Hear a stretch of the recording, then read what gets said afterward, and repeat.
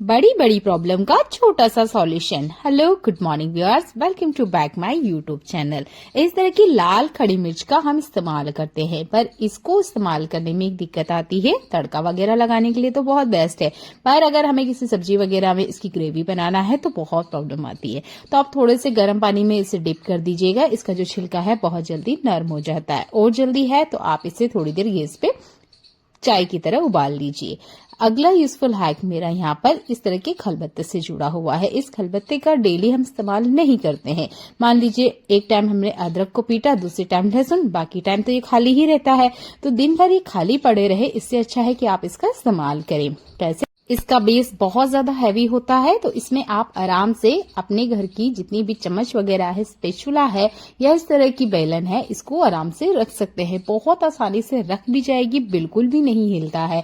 मैंने इसे करके देखा है और इसका इस्तेमाल मुझे ये ज्यादा बेस्ट लगता है। वैसे तो हमारे घर में मिक्सर वगैरह होते हैं, पर बहुत टाइम ये खाली पड़ा रहता है, तो खाली ना रहने दें, इस तरीके से इसका रीयूज करें।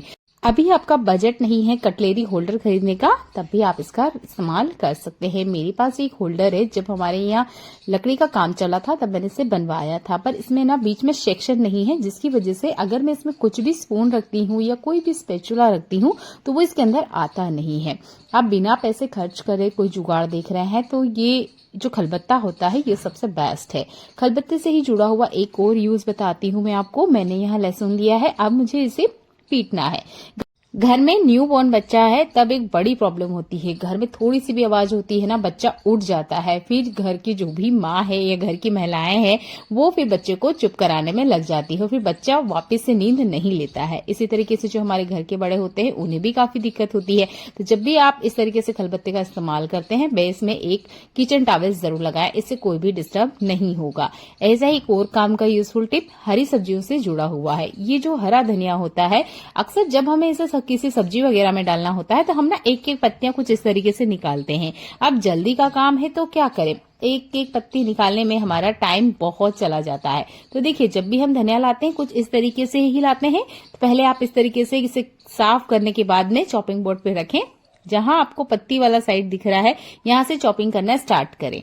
जहां आपको लगे कि डंठल आ गया है, थोड़ा सा हार्ड डंठल आने लग गया है, वहां पर अपने हाथों को रोक दीजिएगा। जहां तक मुझे लगा कि हाँ भैया इसमें पत्तियां हैं, तब तक मैंने इसे कट किया, अब मेरे अपने हाथों को रोक दिया है। अब यहाँ पर जो डंठल है वो काफी ज्यादा कड़क है।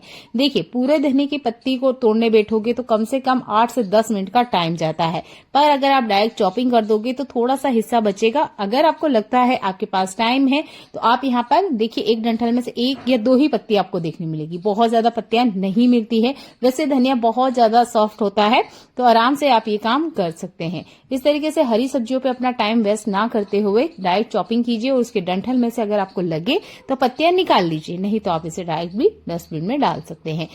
आज के टाइम में समय की बचत करना बहुत जरूरी है, तो हरी सब्जियों को ज्यादातर लोग इसीलिए तोड़ना नहीं पसंद करते हैं क्योंकि बहुत ज्यादा टाइम कंज्यूमिंग काम बन जाता है। पर अगर आप इस टिप को अपनाते हैं तो आपके काम आसान हो जाएंगे। आज से 30 साल पहले की बात करें तो उस टाइम हर तरह की सब्जी अवेलेबल नहीं होती थी, ना ही कुछ ऑनलाइन खाना हम ऑर्डर करते थे।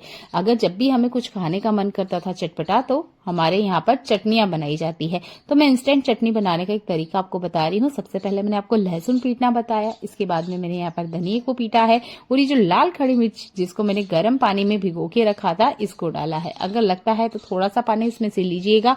ये झटपट बनने वाली चटनी है। आज भी हमारे घर में दादी आती है ना, हम कितना भी मीठा पकवान बना दें या कितना भी अच्छा खाना बना दें, वो अपने मुंह का स्वाद बदलने के लिए या कुछ चटपट आपको इंस्टेंट खाना है तो आप इस चटनी को बना सकते हैं। मेरी दादी कुछ ही मिनट में ये चटनी बना के रेडी कर लेती हैं, और वो कहती हैं ये हमारा देसी खाना है। पहले नहीं होता था खाना इतना ज्यादा अवेलेबल, और ना ही ऑनलाइन कुछ खाना अवेलेबल होता था। तो इंस्टेंट अगर कुछ बनाना है और आपको जल्दी कुछ बनाना है तो आप इस तरह की चटनी बना सकते हैं। अगर आप इसको थोड़ा मीठा करना चाहते हैं तो आप इसमें गुड़ या मिश्री भी डाल सकते हैं। ये एक देसी खाना है, आपके ऊपर चॉइस है आप इसे खाना पसंद करते हैं या नहीं करते हैं। एक क्लीनिंग टिप मैं आपको बताऊंगी। यहाँ एक बाउल लेना है और मैंने लिया है नींबू, लगभग आधा नींबू है, अच्छे से इसमें निचोड़ लीजिएगा। अब हमें लगभग छोटी चम्मच इतना बेकिंग सोडा लेना है, इसके अंदर मिलाइए, अच्छे से रिएक्शन कर रहा है। अब इसके बाद में आपके किचन के जितने भी ये कंटेनर हैं इस तरीके की जिनको हम डेली यूज करते हैं, शायद हम डेली इसे क्लीन भी करते हैं, फिर भी इसमें चिपचिपाहट गंदगी आ जाती है, तो बिना इसे खाली किए हुए कैसे क्लीन करेंगे। सॉल्यूशन बहुत बेस्ट है, मैं इसे करके देखी हूँ और मेरे लिए तो ये अच्छा खासा वर्क करा है। उम्मीद करती हूँ आपके लिए भी होगा।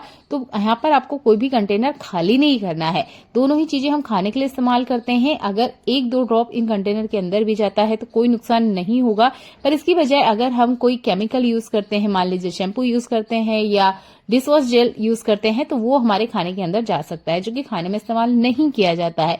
इसलिए मैंने यहाँ पर नींबू और सोडे का इस्तेमाल किया है। इस तरीके से नींबू के छिलके पे ही लीजिए, अच्छे से स्क्रब कर लीजिए और कपड़े से वाइप कर दीजिएगा। बिना कंटेनर खाली किए हुए अगर आप कोई सॉल्यूशन ढूंढ रहे हैं तो ये बेस्ट है। केमिकल का इस्तेमाल ना करा करें। जब कंटेनर पूरा खाली हो जाए या आप बर्तन वगैरह क्लीन कर रहे हो तब कीजिएगा, तब कोई दिक्कत नहीं होती है। पर भरा हुआ आपका जो डिब्बा है तब आप यही सॉल्यूशन इस्तेमाल करें। आप देख सकते हैं कंटेनर अच्छे से साफ हो चुके हैं। चलिए देखते हैं आज के अगले यूजफुल टिप्स।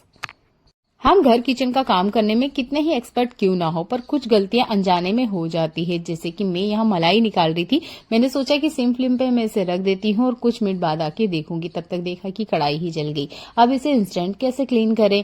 नॉर्मल क्लीन हो जाएगी, ऐसा नहीं है कि क्लीन नहीं होगी, बस इसे आपको 24 घंटे के लिए गला के रखना पड़ेगा। पर अगर आप चाहते हो कि हाथों हाथ ही ये क्लीन हो जाए तो आप यहाँ थोड़ा सा वॉशिंग पाउडर लीजिएगा, लगभग 1 चम्मच, उससे 1/4 चम्मच इतना मीठा सोडा, गर्म पानी अगर है तो, नहीं है तो नॉर्मल टैप वाटर लीजिएगा और इस तरीके से आप गैस पे रख दीजिएगा। एक हाई फ्लेम पे बॉईल आने दीजिएगा, सेम फ्लेम पर 5 मिनट तक रहने दीजिएगा। बीच में हो सके तो चम्मच चला लीजिएगा। ये जो स्पैचुला है ना, इसी से मैंने घी निकालते वक्त इस्तेमाल किया था, तो इस पे भी काफी सारी मलाई और घी चिपका हुआ था, तो मैंने इसको ही इस्तेमाल किया है। ये भी अच्छे से इसमें क्लीन हो गया था। इसे जब आप चलाओगे ना, आपको खुद महसूस हो जाएगा कि नीचे बेस में जितना भी जला हुआ है वो सब निकल के बाहर आ गया है। कोशिश कीजिएगा उतना पानी इसमें जरूर डालें जितने में कि आपका जो जला हुआ बर्तन है वो अच्छे से डीप हो जाए। मैंने थोड़ा सा कम डाला था, देखिए साइड कॉर्नर में काफी सारी मलाई रह गई है। जो चम्मच आप देख सकते हो ये अच्छे से क्लीन हो चुकी है। अब मैं आपको ये जो सॉल्यूशन है ये निकाल के बताती हूँ। देखिए काफी सारी जो गंदगी है वो तो सबकी सब इसमें से निकल के आ गई है। अब आपने क्या करना है, नॉर्मल जो हमारा डिश वॉश जेल होता है वो लेना है, या अगर आप बर्तन धोने का साबुन इस्तेमाल करते हैं तो वो लीजिएगा, थोड़ा सा ही लेना है। इस तरह का नॉर्मल अगर स्क्रबर है इसका भी आप यूज कर सकते हैं, अगर स्टील वाला है तो बहुत अच्छी बात है। मेरे पास ये नॉर्मल लूफा है, मैं इसका ही यूज कर रही हूँ, क्योंकि यहाँ पे हमें स्क्रबिंग हल्की से ही करनी होती है, जैसे कि नॉर्मल हम बर्तन धोते हैं। बाकी जितनी चिकनाहट है या ये जितना भी जला हुआ निशान है, ये तो बस आप जैसे ही स्क्रबिंग करना स्टार्ट करोगे सब कुछ निकल के आ जाएगा। बहुत बार हमारे दूध की तपेली जल जाती है, बहुत बार तो कुकर तक भी जल जाते हैं, तब ना हमें मम्मी वगैरह की बहुत ज्यादा डांट पड़ती है। अगर बचना है तो ये टिप आपको जरूर पता होनी चाहिए कि इंस्टेंट आप इसे कैसे क्लीन करें। मुझे सालों हो गए हैं काम करते हुए किचन में, फिर भी देखिए इस तरह की गलतियां हो जाती। तो ऐसा नहीं है कि गलतियां बिगनर से होती है, हो सकता है आपने बहुत सालों तक किचन में काम किया हो, फिर भी गलती से इस तरीके से बर्तन जल जाते हैं। जिन्हें फर्स्ट टाइम अगर इस तरीके से सामना करना पड़े जले हुए बर्तन का, उनके लिए तो बहुत काम की टिप है। तो उम्मीद करती हूँ आज की यूजफुल वीडियो आपको पसंद आई होगी। इस तरह के पर्स वगैरह हम इस्तेमाल करते हैं, अब इनमें चेन लगी होती है, तो बहुत बार ऐसा होता है कि जहां से हम पकड़ के खींचते हैं ना, ये वाला हिस्सा ही टूट जाता है। जैसे कि मैं आपको छोटा वाला पर्स दिखा देती हूँ, ये देखिए। अब इसकी वजह से क्या हुआ कि चेन तो बढ़िया अच्छी है, पर ये किसी काम की नहीं है, क्योंकि इसकी जो पकड़ है वो टूट चुकी है।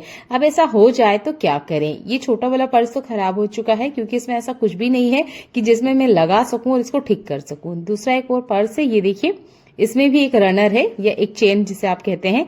ये देखिए, इसमें भी जो पकड़ होती है टूट चुकी है। यहाँ पर मैं इसे ठीक कर सकती हूँ, इसलिए मैंने यहाँ पर पेपर क्लिप का इस्तेमाल किया है। आपने एक तरफ से इसे खोलना है, जैसे मैं आपको दिखा रही हूँ। ये देखिए, जैसे हमारे चाबी का छल्ला होता है ना, बिल्कुल ये वैसे ही होता है। आपने एक तरफ से लगाना है, पूरा इसे गोल करके घुमा दीजिएगा। ये देखिए, एक पकड़ बन के रेडी हो चुकी है। इससे अब आप चेन को आराम से खोल सकते हो, बंद कर सकते हो। तो बहुत बार हमारे बैग वगैरह जो होते हैं उनकी चेन खराब हो जाती है, जिसके बाद अक्सर हम इसे इस्तेमाल नहीं करते हैं। कोशिश कीजिएगा अगर इस तरीके से लगता है तो आप ठीक कर लीजिएगा। जो पिंक कलर में साइड में पर्स रखा है उसको मैं ठीक नहीं कर सकती, क्योंकि उसकी जो चेन है ना, उसके ऊपर ही जो छोटा सा एक वी जैसा बना होता है वो भी नहीं है, जिसकी वजह से वो तो बेकार है। पर हाँ, ये काला वाला बैग है, इसे मैंने पेपर क्लिप से ठीक किया है।